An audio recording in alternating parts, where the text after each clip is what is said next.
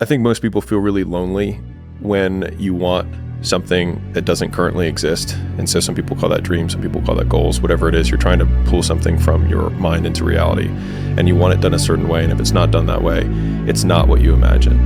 And so people on the outside will throw stones and call you names that they think will change your behavior and get you to stop. And the more I have been the person trying to pull things into reality, the more I've tried to weather and build kind of defenses against those things so that when those stones get hurled at you by being called a control freak or by saying you micromanage things or that you have incredibly high standards, the answer is yes, because I want it done right the first time. Because either way, if you have enough will, it's going to get done the way that I want it to get done regardless, and it'll be less painful if we just do it right the first time, because we will still have to do it, and you may have to do it 3 or 4 more times, but eventually you will just succumb to the fact that we're going to do it this way. And I think all of the great things that have happened for humanity have been from one man or woman who had an idea and just wouldn't let people shake it from them. This and that. There's no fucking hack, bro. There's no fucking hack. Yeah, you may this and that and saunas and all this shit yeah, it's great. There is no fucking life hack. To grow that thing, how do you grow it? Do it, and do it, and do it, and do it. That's the hack. The hack is gonna fucking suck. And that's what I realized.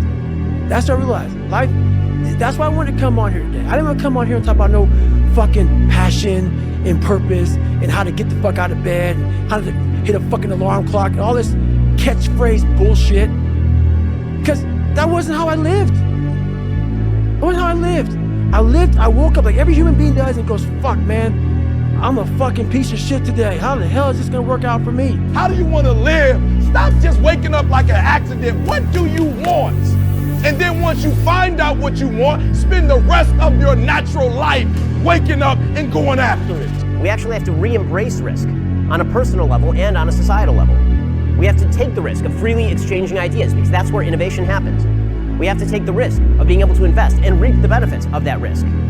We have to take the risks of, for example, in our personal relationship. In a personal relationship, getting married is a risk.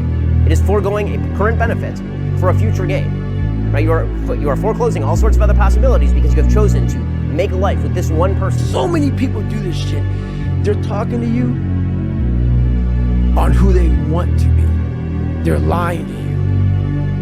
And they walk away. I've done it so many times. You walk away like, God, man, why can't I just tell him the truth? Why the hell can I just tell him the truth? You know how good it feels for me now to look at you in your eye and every man I see. Because women won't get this. Women will not get this. Man to man, that man shit. You look another man in the eye and you know that everything you're fucking saying is real. And it comes from a real working place, something that you earned. It's the best feeling in the world.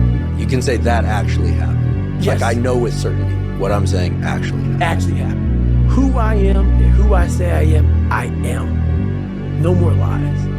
No more skirting the truth. No more bullshit. And that is worth every dime I've ever made in my life. An easy productivity hack. Instead of spending time getting in the mood to work, just start working. Confront the work. People think they need perfect conditions to start, when in reality, starting is the perfect condition. You know, somebody called me yesterday and asked me a very simple question. He said, Pat, you know, what do I do when I just don't feel like showing up to work today? What do I do? And I said, you know, it's a very good question. Sometimes it's a simple question that deserves a proper answer. And I said, look, we've heard the saying before. You know, you got to show up whether you feel like it or not. But I don't think that's enough. I don't think that's what the great ones do. I think it's even past that. You got to raise your standards to a whole different level. And I'll tell you what I think it is. You know, an entrepreneur, closest thing I can see to an entrepreneur is an actor or an athlete. Think about that, an actor and athlete. Can you imagine if somebody says, coach says, well, you got to show up to the game whether you feel like it or not. Well, every player shows up whether they feel like it or not. You know, every actor can say, I'm going to show up to the audition, but do you really think if you show up to an audition and just show up, you're going to get the job? You think you're just going to show up to practice and get starting time and you're going to get playing time? You're not.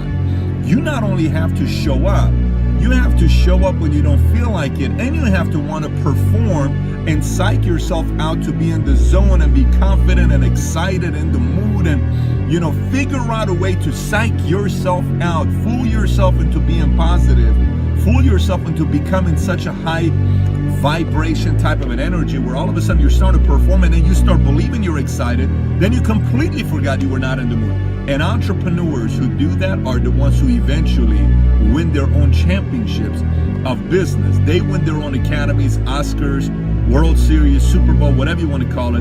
But you not only have to show up, you got to show up at the highest possible level and gain value as well as bring value to everybody around you. Show up today and show up with the most incredible energy.